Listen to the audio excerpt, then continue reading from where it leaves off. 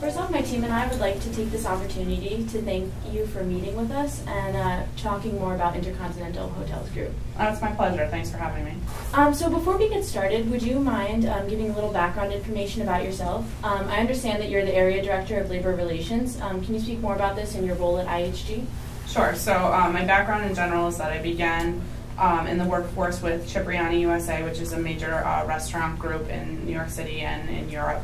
I started as an admin there, and I was going to school at the same time. I got promoted to an HR coordinator and then to the director of payroll. While there, I graduated with my Bachelor of Science in Business Administration and my master's degree, my MBA.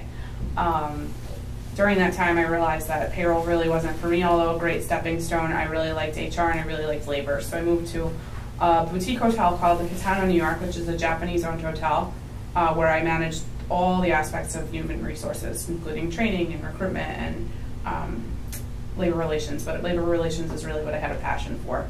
So I moved to Intercontinental in 2013 to become the Assistant Director of Human Resources with a labor focus. While there, I managed to be part of the sale of the Intercontinental New York Barclay and then the closure for renovation. And during that time, I got promoted to Area Director of Labor Relations. So what I do as the Area Director of Labor is I negotiate with the union in regards to the collective bargaining agreement, the industry-wide agreement, the memorandum of understandings, and I negotiate new MOUs for oncoming hotels. I maintain a balance between the employees, the owners of the company, the managers of the company, and the union. Okay, great. That's really interesting. Thank you for telling us more about that. As you may know, the nature of this project involves looking at IHG from a variety of different perspectives. Considering that you work with labor relations and things such as that, can you elaborate more on IHG's customer service? More specifically, what is IHG working on with regard to improving customer service overall? So IHG is really good at training. We're always rolling out new and different kinds of training. We just rolled out this new program called Lobster Inc., and it really focuses on the customer service, how to resolve guest problems. Guest resolution is one of the biggest focuses on our guest surveys. How to grow in the company. We also have our My Learning online system, which really deals with all your mandatory training, such as anti-harassment and the PCI compliance. We've also revamped our Priority Club. So it used to be called Priority Club. It's now called IHG Rewards Club, and they put a new tier in the top called Spire Elite, and that's really what we're trying to do to enhance the guest service. Okay, great. So obviously customer service is a huge component of the industry in which IHG operates. Do you feel that this is IHG's biggest strength? If not, can you elaborate on what you feel one of IHG's strong points is? So I think IHG's biggest strength is that we have a brand servicing all different spectrums of your customer. Not every brand can say that. Not Hilton, Marriott. They can't really compete with what we have with Holiday Inn, which Holiday Inn may seem like a low-level brand, but it's where we make a lot of money because it's where a lot of average people stay, and that's really what we're targeting. IHG is the largest hotel company in the world by number of rooms. We have a lot to offer, but we really do have to work on getting the brand recognition within all the brands. Okay, that's good to know. So after looking at IHG through the lens of the consumer, we started to kind of look internally at IHG and their finances. So we noticed that IHG has a significant amount of debt, over $1.5 billion to be specific. Can you just talk about the main cause of the debt and how the firm maybe potentially plans on repaying it? Okay, so when we bought Kimpton Hotels or acquired Kimpton Hotels, the reason why the acquisition was able to take place so quickly is because we were able to purchase it in cash. So that would be where a bulk of our debt comes from. We also invested heavily in the Wallux brand, which is to our Asian consumer, and in the Even brands for America. So anytime you want to launch a brand, the hotel company really needs to invest in it and then bank on people investing in it on our behalf. So that I would say, in order to repay it, we're right now working on an acquisition with Fairmont, and we're opening new hotels within the new brand, specifically Even and Wallux, that are being owned by different ownership groups, and that's where we're going to make our money. So with the acquisition of Fairmont, or the potential acquisition of that company, would you think that IHG would finance that through more increasing debt, or through cash? I honestly couldn't tell you that the acquisition is under wraps. It did go public in the media, which is actually how we found out. It's something that's how high up it goes. So I really don't know the plans on how to acquire it. Okay, thank you. Moving on from the finances, we'd like to talk more about IHG's marketing strategies.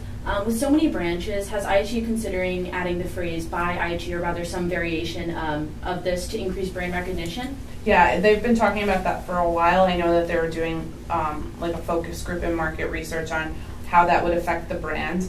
Crown Plaza is a very well-known brand. Is it going to decrease the value by putting IHG, or is it going to increase the recognition? So that's what they're working on now. Okay, that's really interesting. And going off my previous question, I guess I would say, does IHG have any plans to pursue a rebranding mission of any of its other branches, like it did with Holiday Inn? Not to my knowledge. What I know they're trying to do is, I wouldn't say rebrand, but really refocus on Intercontinental. Because Intercontinental is so well known and widespread in Europe and not so much in America, what they're trying to do is really focus on the luxury product that is Intercontinental. Okay, great.